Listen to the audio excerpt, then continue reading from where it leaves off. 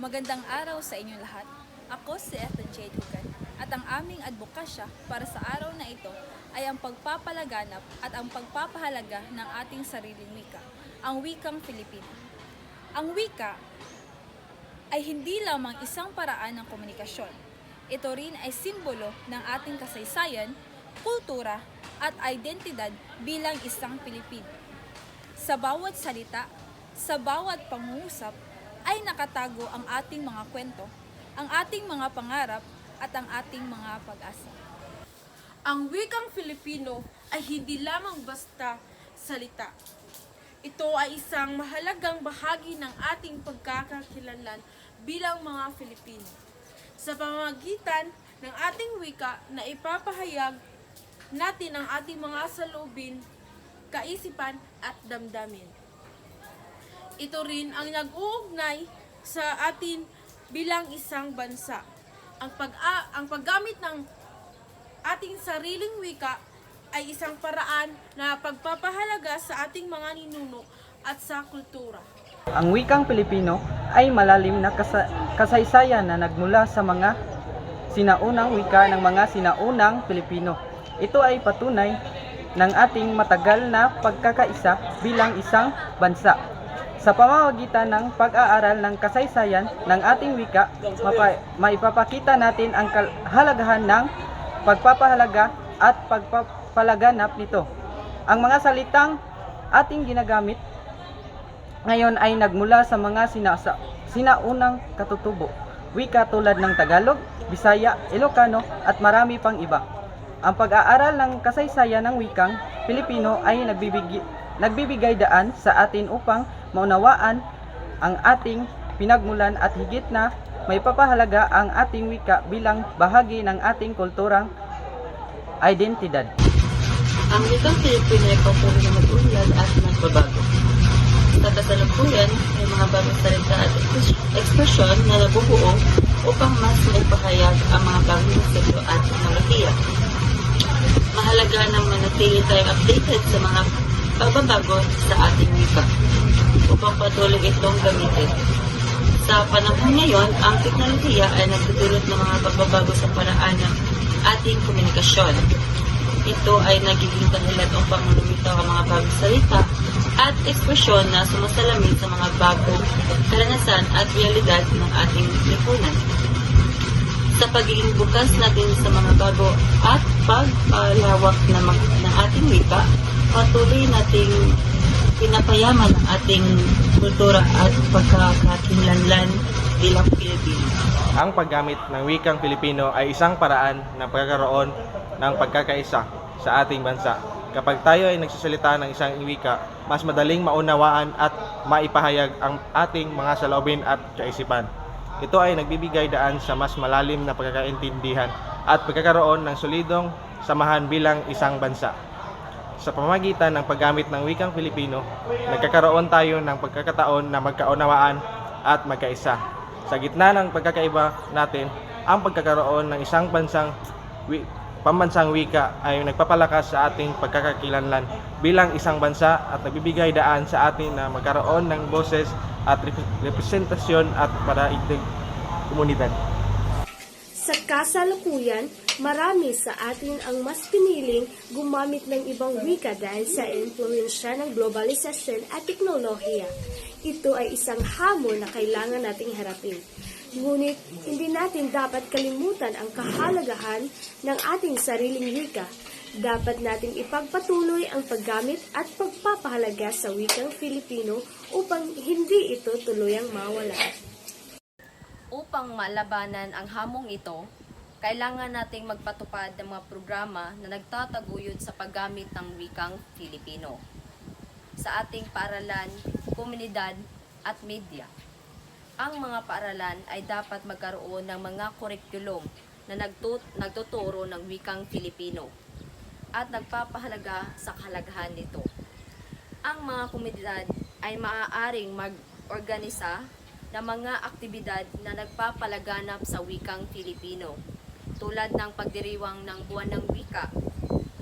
Ang media ay dapat magbigay ng espasyo para sa mga programa at palabas na nagtataguyod ng wikang Filipino. Bilang individual, may magagawa tayo para sa ating wika. Maaari tayong magsimula sa ating sarili. Gamitin natin ang wikang Filipino sa ating mga usapan, sulatin at mga post sa social media. Maaari rin tayong maging modelo sa pagpapahalaga sa ating wika sa pamamagitan ng pagturo nito sa ating mga anak at kapwa. Sa simpleng paraan, maaari nating mapalaganap ang paggamit at pagpapahalaga sa wikang Pilipino. Sa ating pagkakaisa, maaari nating mapalaganap at mapahalagahan ang ating wika. Ang wikang Filipino ay atin. Ito ang ating yaman, ang ating identidad. Sa bawat salita, sa bawat pangungusap, makita natin ang ating pagmamahal sa ating wika. Mabuhay ang wikang Filipino. Pagpapalawak ng kurikulum sa wikang Filipino sa mga paaralan. Mahalagang magkaroon ng mas malawak at malalim na pagtuturo ng wikang Filipino sa mga paaralan. Dapat itong maging bahagi ng mga pangunahing kurikulum upang matiyak na ang bawat mag-aaral ay may sapat na kaalaman at kasanayan sa paggamit ng wikang Filipino.